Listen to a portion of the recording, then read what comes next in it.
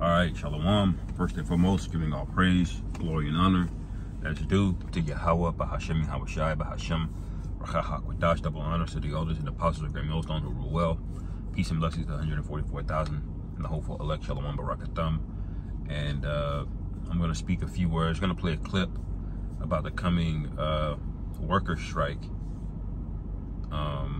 that is scheduled on October the 1st. Which I think is going to be pretty pivotal and critical. All right, going into the election cycle. Now I'm going to play this video so you can get an understanding of what's going on, and we'll get a few precepts and move through the spirit. The East and Gulf Coast, including right here in Savannah. WJCL 22 News' Andy Cole talked to an expert who says any work stoppage could lead to weeks of backlogs. Right now, we're less than 2 weeks away from a negotiating deadline between the union, the International Longshoremen's Association, and the U.S. Maritime Association, the employers. The ILA has made it clear if they don't get what they want, they're going on strike. Port workers and their employers are at odds. The USMX, which represents employers, is proposing 40% raises over the life of the 6-year contract. The ILA, who represents workers, is asking for an 80% raise over that same time period. Very high stakes game of chicken. That's the way I look at it. Dr. Jerry Burke is a logistics professor at Georgia Southern. He says if ports close for even one day, it'll lead to a week of backups. A lot of shippers, for example, the big box retailers, they've taken, contingency plans well months ahead of time.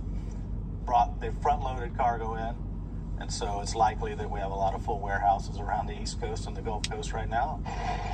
The fight over the next contract isn't just about wages. Longshoremen want ironclad language protecting labor from automation, alongside better health care and getting rid of in-equipment cameras to protect worker privacy. If the ILA doesn't get what they want, they'll walk on October 1st. They could strike locally. They don't have to strike coastal wide, like all along the East Coast or the Gulf Coast. They could target certain facilities. However, if they take targeted action at any job site, the USMX has an agreement to lock out labor across the coast, all along the coast. We reached out to ILA Local 1475, who represents Savannah's port workers, to roar if a new agreement isn't in place, saying his members have been preparing for a year. Comment on the possible strike. But in a statement, ILA President Harold Daggett says a sleeping giant is ready to roar if a new agreement isn't in place, saying his members have been preparing for a year. In preparation for the strike, Burke says ports just like Savannah's are extending their gate hours, even offering weekend hours so shippers can get their cargo out of the ports before that October 1st deadline. In a statement, Georgia Ports said they're hopeful for an 11th-hour settlement and a peaceful resolution. In Savannah, I'm Andy Cole. So, basically, the high-level recap of what they're reporting on is a lot of these labor unions are getting busy. All right, you had the UAW strike last year or earlier this year, I can't even remember. They want a big agreement with General Motors. Okay, you had the Teamsters union. All right, they had a big win, or having a big win, and they refused to endorse Donald Trump or Kamala Harris. Okay. And I believe they, I don't know if they were UPS or what, but these people, they're getting restless, man. These unions have become relevant again because things have gotten that out of control. Things have gotten that expensive.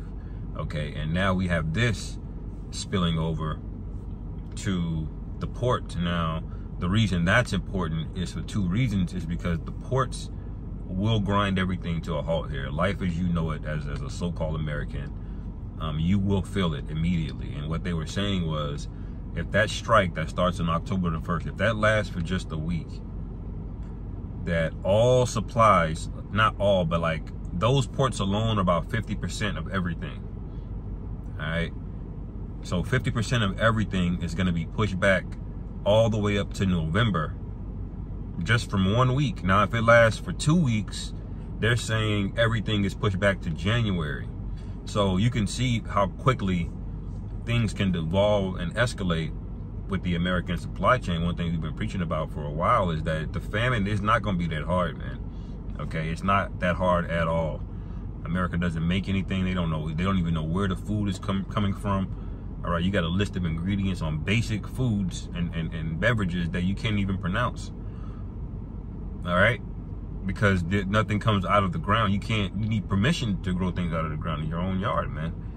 All right, now you should know what precept I'm going to. This is James, the 5th chapter. All right, starting at verse 1, it says, "Go to now, ye rich man, weep and howl for your miseries that shall come upon you." All right, and the rich are about to get eaten. That's exactly what's getting ready to happen. All right, people can see how much money you make, how easy it is. Lord willing, I'll do a reaction to a video I saw Young Jake do about how things haven't felt right since 2020. All right, but basically part of that is they saw that giant upward transfer of wealth of $6 trillion. They saw that you can just print it. And then not only did they see that you can print it, they saw you do it, and you gave it to the people that are at the very top. And what did they do with that money? They raised prices anyway. Things have gone up since 2020 since they got that money. Okay, they raised prices still. Okay, the reason they're going on strike, the UPS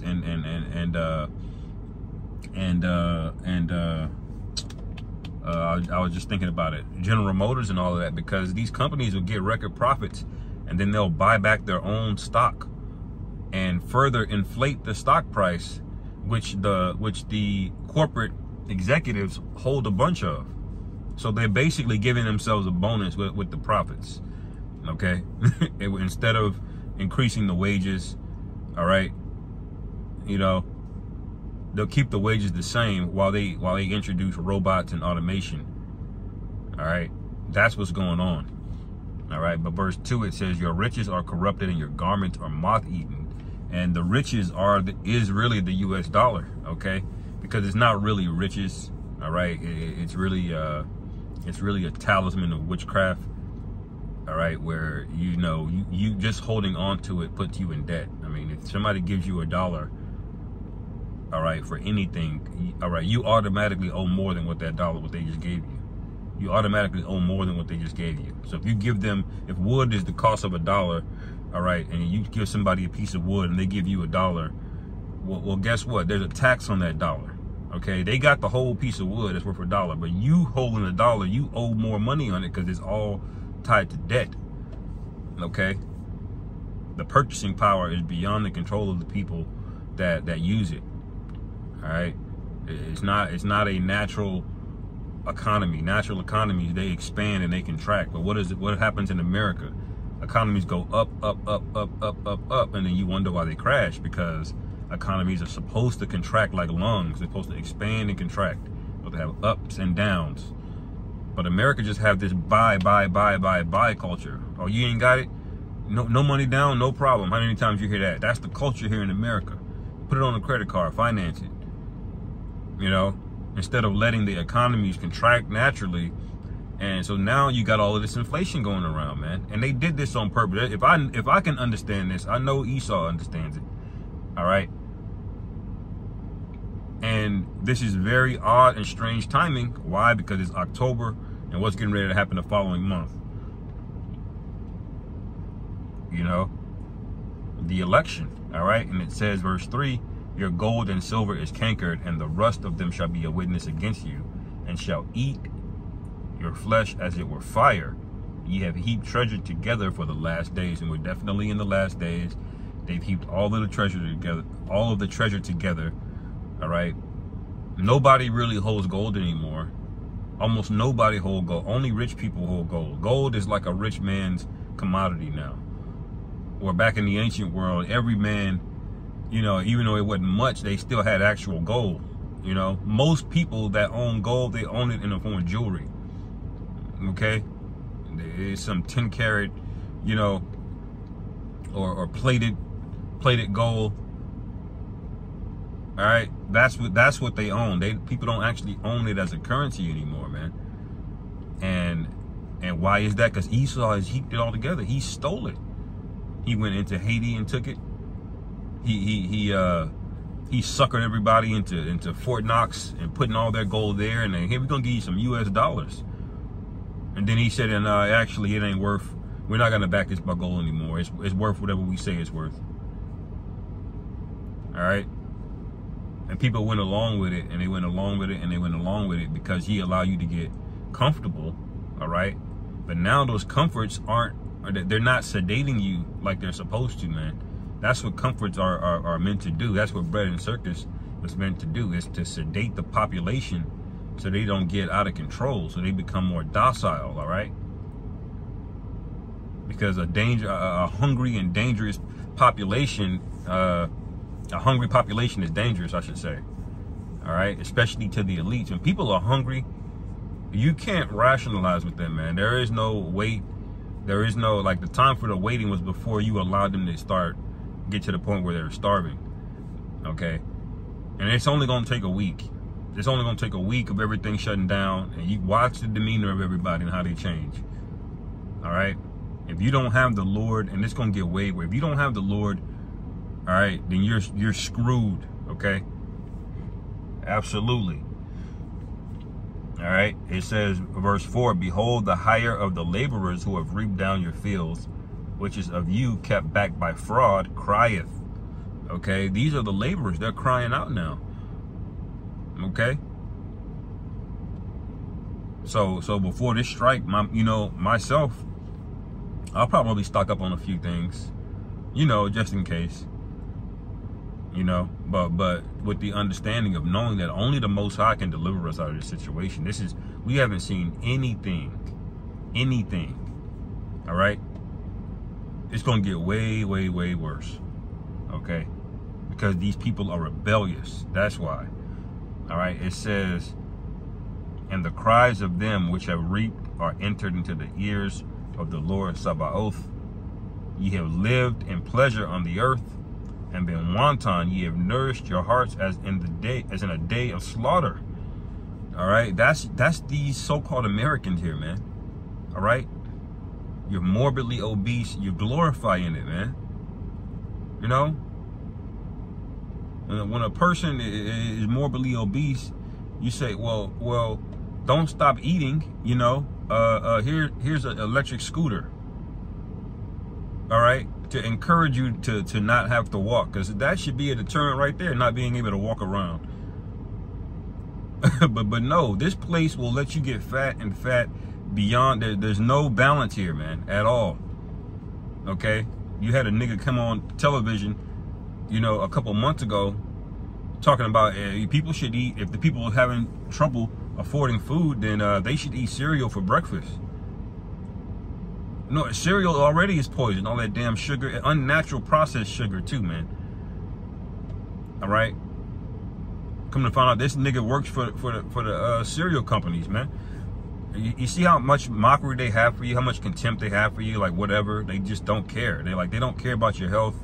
They just eat cereal. How is that balanced, man? How you gonna eat cereal all damn day? All right.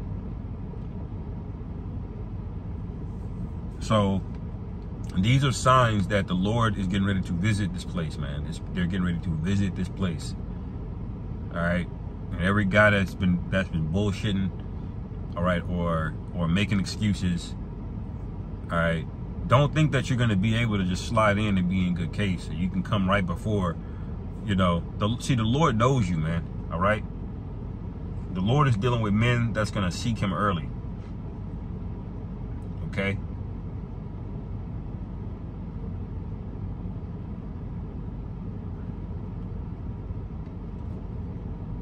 Proverbs 8:17, "I love them that love me, and those that seek me early shall find me." All right. Those that seek me early will find me. All right. So early is now. Okay. I don't want to hear nobody on the comments about what's going on, what's going to happen next. Don't ask me no damn questions, man. All right. Because the time for repentance is basically now, and you're going to wait till it's too late. And may the Most High destroy you, man. All right. Anyway, more to come on this topic, Lord's will. I'll revisit this and see how this thing develops on the first. And Lord willing, it's edifying. Shalom.